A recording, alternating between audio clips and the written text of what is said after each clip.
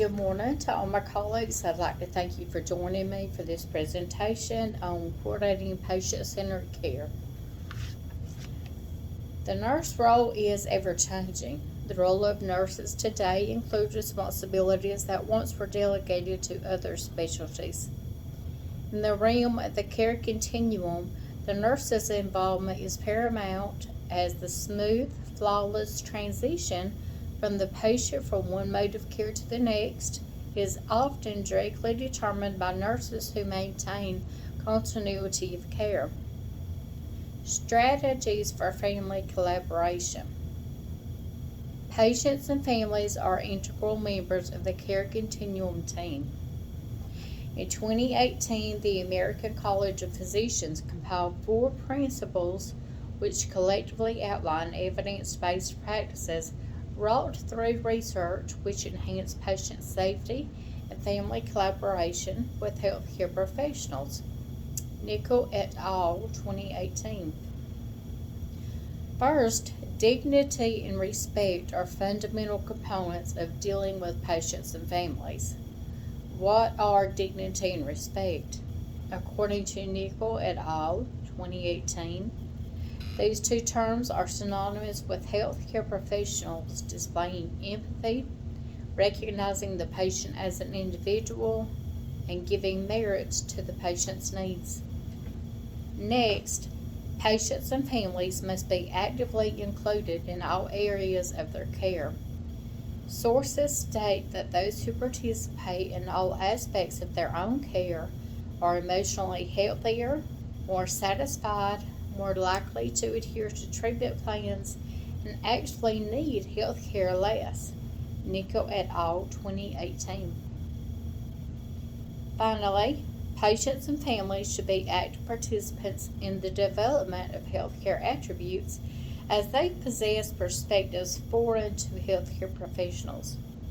For example, patients and families have a unique insight into patient satisfaction forms or the functionality of waiting areas. Lastly, patients and families must act as educational resources for existing healthcare professionals, but also upcoming generations. There are subtleties and nuances that elude healthcare professionals that patients and families on the receiving end of healthcare may be the best candidates to educate doctors, nurses, or other healthcare professionals on. Patient experience. Patient experience and satisfaction are directly related yet completely different terms. One study states that patient satisfaction is the degree to which a patient's expectations were met. Quigley et al., 2018. And is contingent upon different factors such as the patient's pain being managed and the patient's perception of the hospital as big business. Mazurenko et al., 2017. It is also subjective and can include factors such as the quality of the food or parking at the hospital.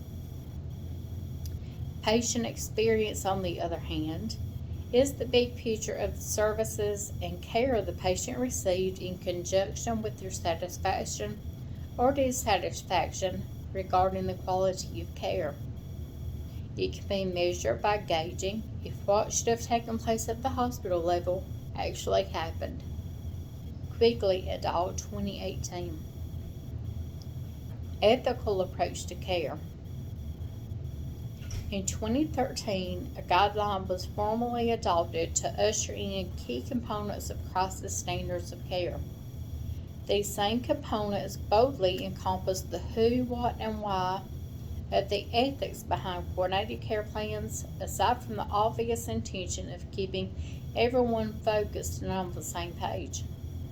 The 7 elements are answerability, balance, incongruity, translucence, responsible stewardship of resources, responsibility to care, and justness.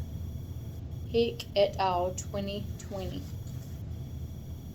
Decision making in healthcare should be void of any preconceived notions, personal bias, or prejudice. Healthcare policy and its impact. An interesting present day healthcare policy surrounds the COVID-19 pandemic.